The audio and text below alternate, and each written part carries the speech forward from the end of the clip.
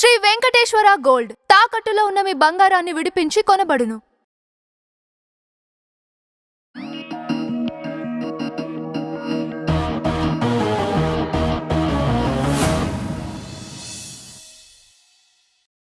ఈ రోజు మనతో నానాజీ పట్నాయక్ గారు ఉన్నారు. నమస్కారం గురుగారు. శ్రీమాత్రే నమః.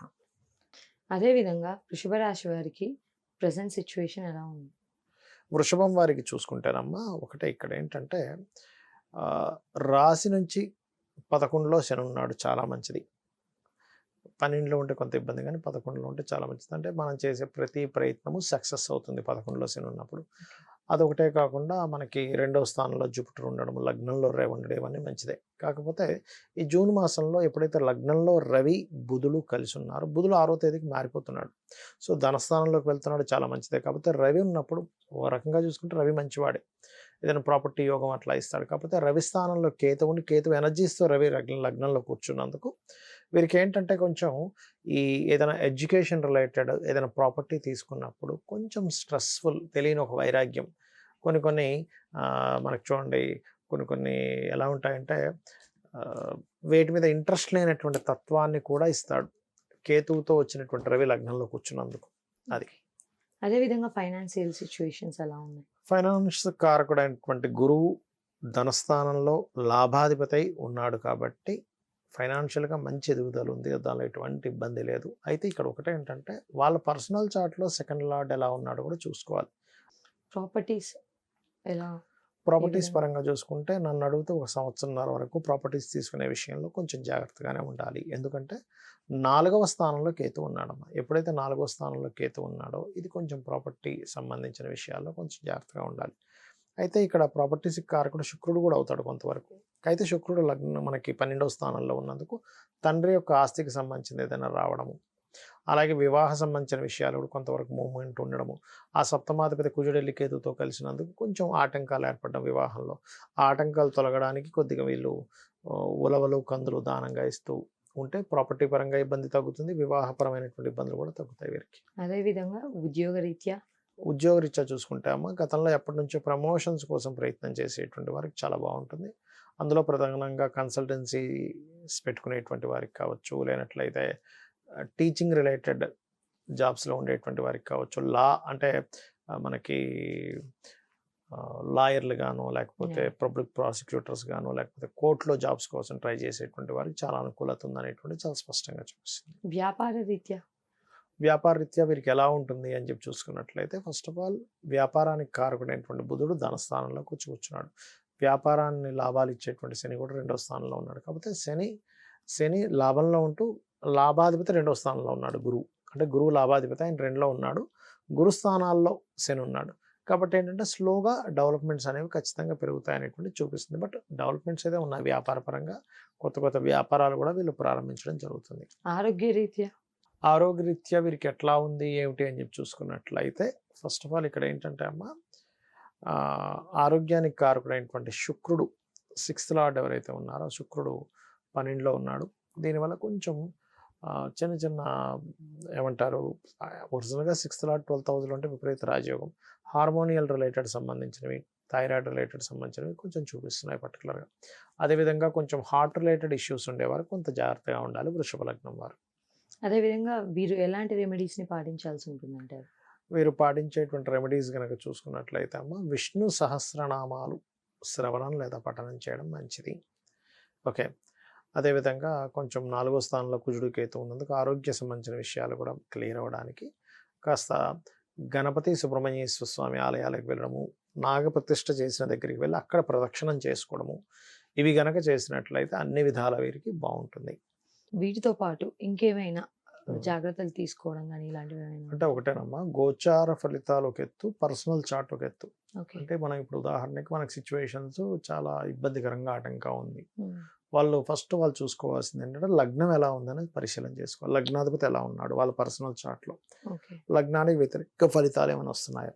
చాలామంది మేము చాలా కష్టపడుతున్నామండి, మాకు ఫైనాన్షియల్గా అంత ఎదుగుదల లేదు, ఏమిటో మాకు అర్థం కావట్లేదు అంటూ ఉంటారు. నేను ఒకటే చెప్తాను, మీరు ఫస్ట్ మీ ధనాధిపతి ఎవరు, మీకు ధనం ఏ రూట్లో వస్తుందో చెక్ చేసుకోండి. మీకు ధనాధిపతి ఉదాహరణకి ధనస్థానంలో ఉన్నాడు అనుకోండి, ఫైనాన్షియల్ మూలంగా వస్తూ ఉంటాయి మీకు డబ్బులు. అంటే డబ్బులు రొటేషన్ చేయడం వల్ల, లేకపోతే అప్పులు ఇవ్వడం ద్వారా 6లో ఉంటాయి. ఆ 4లో ఉన్నాడు, రియల్ ఎస్టేట్ ద్వారా వస్తుంది. So Okay. ఎక్కడున్నాడు ఈజ్ మోస్ట్ ఇంపార్టెంట్. ధనాధిపతి 3లో ఉంటే కూడా రియల్ ఎస్టేట్ ద్వారా వస్తుంది. అట్లా ఎక్కడున్నాడు అంటే మధ్యవర్తిత్వం ద్వారా వస్తుందా, లేకపోతే జాబ్ ద్వారా వస్తుందా, బిజినెస్ ద్వారా వస్తుందా, ఏ పీరియడ్లో ఎక్కువ ధనయోగం ఉంది, ఇవి చెక్ చేసుకోవాలి. అంతేగాని ధనాధిపతి ఒక విషయాన్ని చూపిస్తుంటే మీరు ఇంకో ఒక విషయం మీద కాన్సన్ట్రేషన్ చేస్తే రాదు. So okay. ఇది పర్టికులర్గా చేసుకోవాలి. అలాగే ఎవరికైనా ఫైనాన్షియల్ గ్రోత్ రావాలంటే కూడా ఓం సంపత్కరీ సమారూఢ సింధుర వ్రజ సేవితాయే నమః అనే మంత్రం చక్కగా పనిచేస్తుంది. అలాగే చాలామంది ఎన్నో ప్రయత్నాలు చేస్తుంటారు. ప్రయత్నం చేసేటప్పుడు ప్రయత్న స్థానంలో ఏ గ్రహం ఉందో చూసుకోవాలి. అది ఆటంకం ఇస్తుంది అనుకోండి, ఆ ప్రయత్న స్థానంలో ఉండే గ్రహానికి రెమెడీ చేసుకుని మీ ప్రయత్నం సక్సెస్ అవుతుంది, అది చూసుకోవాలి. అలాగే చాలామంది చేసే మిస్టేక్ ఏంటంటే ధనం బాగా సంపాదిస్తారు, ఇల్లు కట్టుకునేటట్టు తప్పుడు నిర్ణయాలు తీసుకుంటారు. అంటే రాంగ్ డైరెక్షన్ తీసుకోవడం, రాంగ్గా ఇల్లు కట్టుకోవడం, ఆ ఇంటికి వెళ్ళినప్పటి నుంచి వాళ్ళకి ఇబ్బందులు, ఇల్లు అమ్మేసుకోవడం జరుగుతూ ఉంటుంది. కాబట్టి మనకు ధనం సంపాదించుకున్న తర్వాత కట్టుకున్న ఇంటి విషయంలో చాలా జాగ్రత్తగా ఉండాలి. ఎందుకంటే మన చేతుల్లో ఉన్నటువంటిది గృహం. మనం ఎంత పర్ఫెక్ట్గా కనుక ఇల్లు కట్టుకోగలిగితే అంత బాగుంటుంది. అదొకటి మెయిన్గా చూసుకోవాలి. సంతానం విషయం, వివాహం విషయంలో కూడా చాలామంది చేసే మిస్టేక్స్ ఏంటంటే అసలు వీళ్ళకి వివాహ సమయం ఉందా లేదా అని చెక్ చేసుకోరు. ఏదో ర్యాండమ్గా 10 ఏళ్ళు వచ్చాయి, 26 ఏళ్ళు వచ్చి, 27 ఏళ్ళు వచ్చి, 30 ఏళ్ళు వచ్చి ఇంకా వివాహం చేసుకుంటారు. కానీ ఇక్కడ ఏంటంటే వీళ్ళకి కరెక్ట్ టైమా కాదా, ప్రతి ఒక్కరికి 3 to 5 టైమ్స్ వివాహ సమయం వస్తుంది. ఏ ఇయర్లో అంటే వీళ్ళకి సప్తమాధిపతి లేదా సప్తమ స్థాన శుక్రుడి మీద లేదా కుజుడి మీద, 7th లార్డ్ లేదా 7th హౌస్ మీద శుభగ్రహాలు దృష్టి ఉన్నప్పుడు చేసుకోవాలి. ఓకే. అలా కాకుండా పాపగ్రహ సంబంధం ఏర్పడింది 7th లార్డ్ కార్ 7th పోర్ట్ఫోలియోకి, అప్పుడు ఏమవుతుంది, వాళ్ళకి ఆ సమయంలో చేసుకునే వివాహం సరిగ్గా ఉండదు. Okay. అంటే చిన్న ఎగ్జాంపుల్ చెప్తా చూడండి. ఇప్పుడు బాగా కోల్డ్ ఉందమ్మా, ఆ టైంలో పోయి మళ్ళీ ఐస్ క్రీమ్ తిన్నారు, లేదా కూల్ డ్రింక్ దగ్గర ఏమవుతుంది, కోల్డ్ ఎక్కువ. ఎక్కువ అవుతుంది, ఇబ్బంది పడతారు. ఇంకా అదేవిధంగా జ్వరం వచ్చింది, నాన్ వెజిటేరియన్ తిన్నారు, ఎక్కువ ఇబ్బంది అవుతుంది. అంతే. అంటే రాంగ్ టైంలో రాంగ్ ఫుడ్ తీసుకున్నారు మీరు. Decisions. అలాగే రాంగ్ టైంలో రాంగ్ డెసిషన్ తీసుకున్నట్టు. అలా కాకుండా చాలామంది ఏం చేస్తారు, రాంగ్ టైంలో రాంగ్ డెసిషన్ తీసుకుని అప్పుడు వివాహం చేసుకుని ఇబ్బంది పడుతూ ఉంటారు. సో ఇది రైట్ టైమా రాంగ్ టైమా, 5 టైమ్స్ వస్తుంది ప్రతి వ్యక్తికి, 3 to 5 Okay. టైమ్స్ ఖచ్చితంగా వస్తుంది వివాహ సమయం, Hmm. అది చూసుకోవాలి. అలాగే ఉద్యోగమా వ్యాపారం అనేది కూడా డెసిషన్ తీసుకోవాలి. అసలు చిన్నప్పుడే పిల్లలు చదివించేటప్పుడే Hmm. వీళ్ళకి ఏది ఫైనాన్షియల్ గ్రోత్ ఇస్తుందో ఆ చదువులు చదివిపిస్తే మంచిది. ఓకే. అది వదిలేసి ఏదో చదువుకొని అయ్యో ఇది నాకు సెట్ అవ్వలేదు అనుకుని Hmm. బాధపడడం కరెక్ట్ కాదంటారని. సో మీకు ధనాన్ని ఏ గ్రహం ఇస్తుందో దానికి సంబంధించి చదువుకోవచ్చు. మీరు ప్రొఫెషనల్గా తీసుకునేవైతే ధనానికి, నార్మల్గా క్యాజువల్ కొంతమంది ఏంటి హాబీగా చదువుతూ ఉంటారు, Hmm. హాబీగా ఏదో Random చేస్తూ గా. ఉంటారు. అట్లాంటివి పర్లేదు, మీరు దానికేం సంబంధం లేదు. Hmm. అంతేగాని మీకు మెడికల్ ధనయోగం ఉంటే మీరు వెళ్ళి ఇంజనీరింగ్ చదవడం వల్ల ఎటువంటి ఉపయోగం లేదు. ఓకే. సో అది, లేదా మీకు ఉన్న హాబీకి రిలేటెడ్గా ఉండే చదువులు చదువుకోవచ్చు, అది బాగుంటుంది, సపోర్ట్ అవుతుంది మీకు. అలాగే కొంతమంది వ్యాపారాలు పెడుతూ ఉంటారు. అసలు మీకు ఏ వ్యాపారం ధనయోగం వస్తుందో చూసుకోవాలి. ఇక్కడ ఏంటంటే వ్యాపారం ఫస్ట్ కలిసి వస్తుందా లేదా చెక్ చేసుకోవాలి. ఓకే. అంటే మీకు సర్వీస్ రిలేటెడ్ వ్యాపారం ఉందా, లేకపోతే మీకు ప్రోడక్ట్ రిలేటెడ్ వ్యాపారం ఉందా. సర్వీసెస్ అంటే ఏమిటి, ఇప్పుడు టీచింగ్స్, ట్రైనింగ్స్ ఇవ్వడం, కన్సల్టెన్సీస్, ఇవన్నీ సర్వీసెస్. Hmm. ప్రోడక్ట్ అంటే ఏంటంటే ఒక వస్తువు అమ్మడం పర్టికులర్గా, ఆ Okay. వస్తువు అమ్మే దాంట్లో కూడా మీరు మార్కెటింగ్ చేసే సర్వీసెస్ అవుతుంది. ఇప్పుడు రియల్ ఎస్టేట్ ఉంది, Ah. ఒక వ్యక్తి అక్కడ ఏజెంట్గా చేయడం, దట్ ఈస్ సర్వీస్. అతను భూమి కాదు, కంపెనీ భూమి నేను అమ్మించి పెడుతున్నాడు, Hmm. అది చూసుకోవాలి. Okay. సో ఏ వ్యాపారం పనికి వస్తుందని చెక్ చేసుకోవాలి. దీంతోపాటు ఇన్వెస్ట్మెంట్స్ ఎప్పుడు చేస్తాం is most important. 12th lord లేదా 12th కారకత్వం ఉన్న గ్రహం మీద పాపగ్రహాలు ఉన్నప్పుడు ఇన్వెస్ట్మెంట్ చేసే ఇన్వెస్ట్మెంట్ మొత్తం బ్లాక్ అవుతుందమ్మా, ఓకే. మీకు రూపాయి వెనక్కి రాదు. Hmm. అలా కాకుండా మీరు దాని తర్వాత చేసే ఇన్వెస్ట్మెంట్, శుభగ్రహాలు 12th హౌస్ కనెక్ట్ అయినప్పుడు చేసే ఇన్వెస్ట్మెంట్ నేను చాలామందిని చూశాను. Hmm. చిన్న ఎగ్జాంపుల్ చెప్తున్నాను. ఆల్మోస్ట్ ఒక 10 years బ్యాక్ ఒకళ్ళు ఒక దగ్గర భూమి తీసుకుంటున్నారు, నన్ను అడిగారు ఏమంటే ఇప్పుడు తీసుకోవచ్చు, ఇప్పుడు తీసుకోండి మీకు అద్భుతంగా పనిచేస్తుంది అంటే, వాళ్ళు చాలా కష్టపడి తీసుకుంటే 1-4 సార్లు అడిగారు నన్ను, Hmm. ఏమంటే ఇప్పుడు తీసుకోవచ్చా తీసుకోకూడదు, ఎందుకంటే అప్పట్లో అది ఎకరం 10 లక్షలు ఉండేది. Mhm. నేను అన్నా లేదు మీకు అద్భుతంగా పనిచేస్తుంది, మీరు తీసుకోండి, నా మాట వినండి. Hmm. ఇప్పుడు అదే ఎకరం భూమి 10 కోట్లు ఉంది, బా. 100 టైమ్స్ పెరిగిపోయింది. నేను అనేది ఏంటంటే 5 కోట్లున్నా 50 టైమ్స్ పెరిగినట్టేగా. అంతే కదా. ఇప్పుడు వాళ్ళు అసలు ఆనందం, ఎందుకంటే ఇప్పుడు వాళ్ళకి చాలా డబ్బులు దానివల్ల. Hmm. 10 లక్షల ఎకరం ఉన్నది ఎక్కడ, 10 కోట్ల ఎకరం, చాలా వ్యత్యాసం. ఆల్మోస్ట్ 7 acres చేంజ్ కొన్నారు వాళ్ళు. Hmm.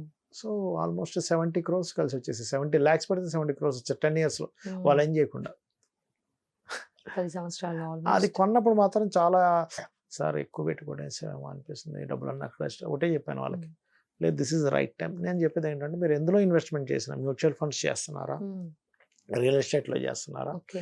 ఏదైనా బిజినెస్ పెడుతున్నారా, ఇన్వెస్ట్మెంట్ రైట్ టైమా కాదా, 12th లార్డ్ ఎలా ఉన్నాడు, ఇన్వెస్ట్మెంట్ కారకుడు, ఓకే. దాని మీద ఏదైనా పాపగ్రహ సంబంధాలు ఉన్నాయా, దిస్ మోస్ట్ ఇంపార్టెంట్. ఓకే. అది చూసుకోకుండా గుడ్డిగా మీరు ఇన్వెస్ట్మెంట్ చేసి రాలేదని ఇబ్బంది పడడం కరెక్ట్ కాదు అని చెప్తూ ఉంటాం. ఓకే. సో ఇవి ప్రధానంగా మనం చూసుకోవాలి. కొంతమంది విదేశాలకు వెళ్ళే టైం కూడా సరిగ్గా చూసుకోలేదు, ఏదో వెళ్ళిపోతారు, అవును. అక్కడికి వెళ్ళి ఇబ్బంది పడుతూ ఉంటారు. కొంతమందికి ఉద్యోగం విదేశాల్లో ఉంటుంది, ఇక్కడ ట్రై చేస్తూ ఉంటారు. ఇవన్నీ మన పర్సనల్ చార్ట్లో చూసుకోవాలి. చూసుకుంటూ ఈ గోచారాన్ని కనెక్ట్ చేసుకుంటే, ఇప్పుడు మనం మీరు అనుకోవచ్చు ఏమంటే మరి గోచారం ఎందుకు చెప్పుకున్నామంటే, ఇదేంటంటే సిచ్యువేషన్, బయట సిచ్యువేషన్ ఎలా ఉంది కాబట్టి నువ్వు ఇలా, ఇప్పుడు మనం వెళ్తూ ఉంటాం దగ్గరికి, ఈ ట్రాఫిక్ ఎక్కువ ఉంది అని మనం తెలుసుకొని ఏం చేస్తాం, ఇంకో రూట్లో వెళ్ళిపోతాం. అంటే ఏంటి, ఇది ఒక 1/2 అవర్ కలిసి వస్తుంది. అవును. అలా చూసుకోవడానికి గోచారం. ఓకే. అలాగే ఇప్పుడు ప్రజెంట్ ఉన్న కండిషన్లో నేను చెప్పేది ఒకటే, ఇప్పుడు కొంచెం ఈ దాడులు ఎక్కువ జరుగుతాయి కాబట్టి కాస్త సముద్ర తీరాల్లో ఉండేవారు కాస్త జాగ్రత్తగా ఉండాలి. ముఖ్యంగా వైజాగ్, ఒరిస్సా, వెస్ట్ బెంగాల్, ఇటు సముద్ర తీరాల్లో ఉండే ప్రాంతాలు. ఓకే. హైదరాబాద్ కొంచెం ముప్పు తక్కువే ఉంది, కొంచెం స్లీపర్ సెల్స్ వల్ల కాస్త ఇబ్బంది ఉంది, కాస్త రాజకీయ నాయకులకి రాబోయే సంవత్సరం కొంత ఇబ్బంది ఉందని చెప్తుంది.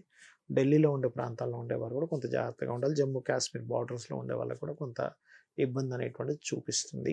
ఓకే. సో కొంచెం ప్రజలు ఏంటంటే కొంచెం అటు ఇటు పరుగులు తీయడం, కన్ఫ్యూజ్ అవ్వడం ఇట్లాంటివి కాస్త ఎక్కువగా ఉంటాయి. కాబట్టి ప్రతి ఒక్కరు కూడా సుబ్రహ్మణ్యేశ్వర స్వామి ఆరాధన, లేకపోతే మనకి దక్షిణామూర్తి ఆరాధన, కాలభైరవుడి ఆరాధన చేసుకోవడం వల్ల చాలా సేఫ్ జోన్లో ఉంటారు. థ్యాంక్ యూ గురుగారు. శ్రీమాత్రే నమః.